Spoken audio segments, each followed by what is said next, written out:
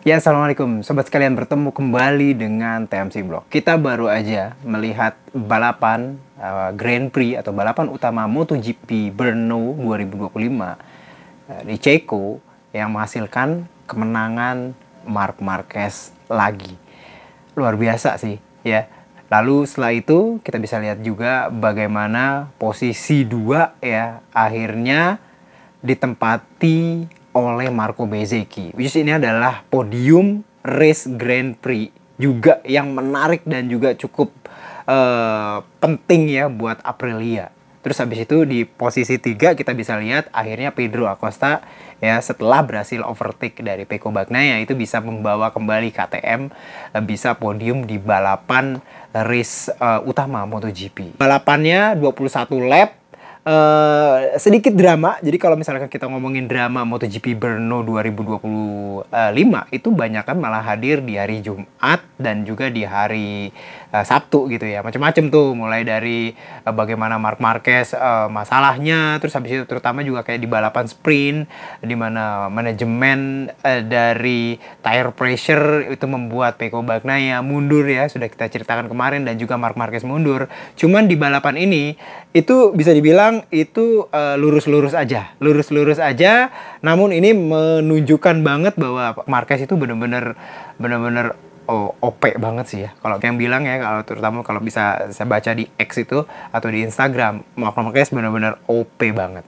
Ini adalah kemenangan kelima kalinya berturut-turut Marc Marquez kemenangan double dan juga kemenangan balapan utama, dan Marc Marquez menjadi pembalap Ducati pertama yang berhasil memenangkan balapan Grand Prix dan juga balapan double Grand Prix dan juga dikombinasikan dengan sprint itu sebanyak 5 kali berturut-turut.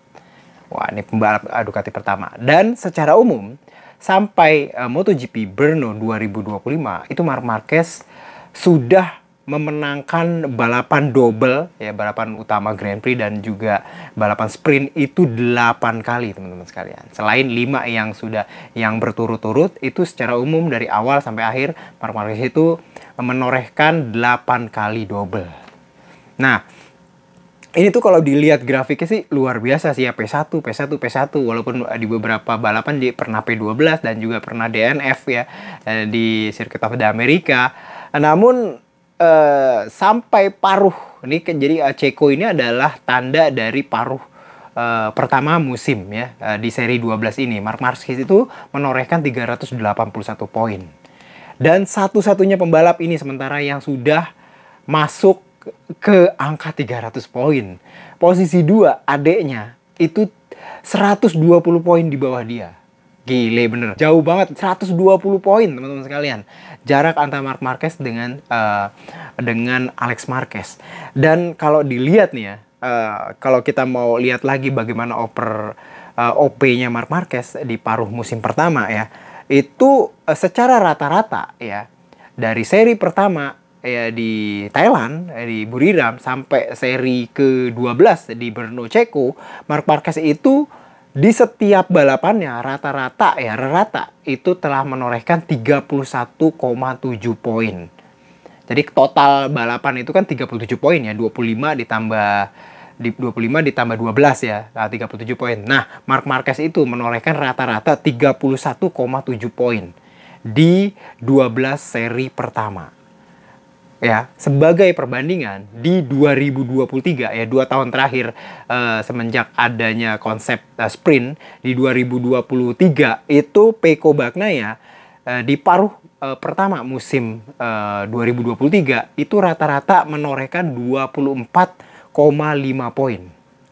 Terus habis itu di tahun 2024 yang lalu itu Jorge Martin itu menorehkan rata-rata 25,4 poin. Jadi ya terlepas dari absennya mungkin salah satu kompetitor kuatnya Marc Marquez yaitu Jorge Martin di 11 seri awal 2025, ini menunjukkan bahwa Marc Marquez emang luar biasa sih performanya di tahun ini. Jadi mungkin sudah mulai kelihatan ya omongan dari Carcraccio waktu pertama kali denger Marc Marquez mau pindah ke Ducati, ya bisa dibilang bahkan dia agak sedikit lebay bilang ya mendingan yang lain di rumah aja deh, karena memang kalau udah Marc Marquez berada di atas motor pabrikan Ducati, itu perkiraan Carcraccio waktu itu dia akan menguasai banget balapannya bisa dibilang ya begitu gitu ya, hanya menunjukkan bagaimana perkasanya Marc Marquez.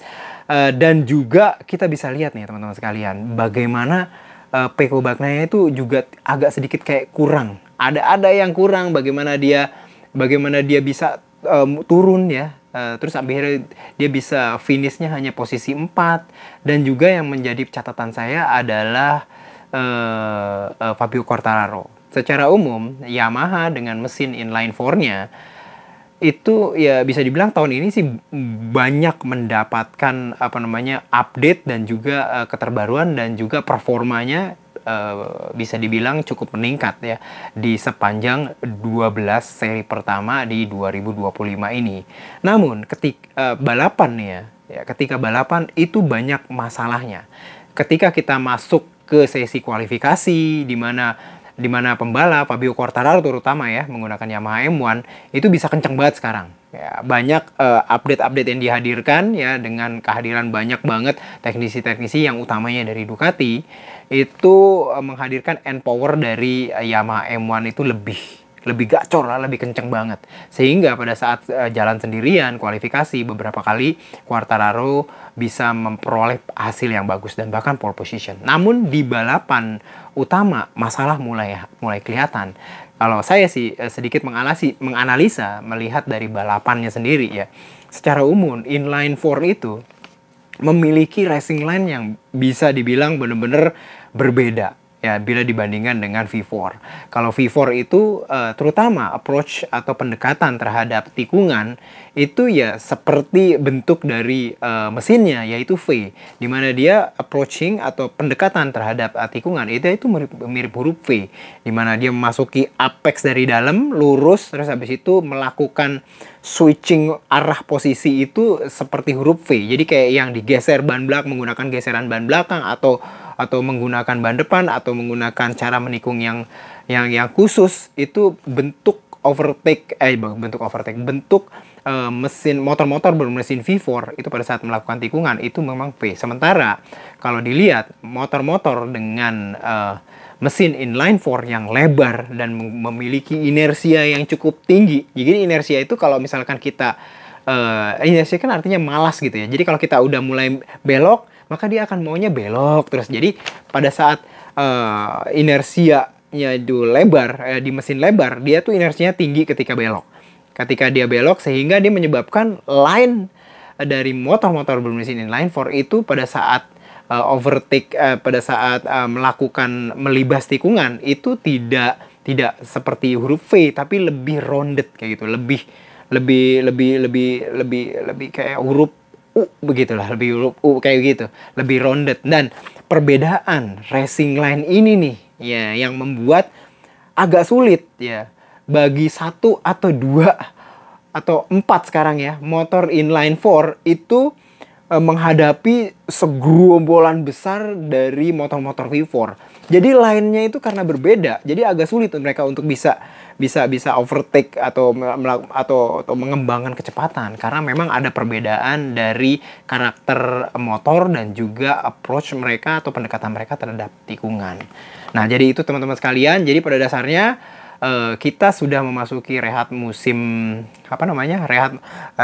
musim panas ya, atau summer break dari musim 2025 ini, dengan posisi Marc Marquez memimpin klasemen sementara 380 poin dan berjarak 120 poin dari kejaran adiknya Alex Marquez. Itu aja untuk sementara post race review kita dari MotoGP Brno Ceko 2025. Sampai bertemu di vlog selanjutnya. Assalamualaikum warahmatullahi wabarakatuh.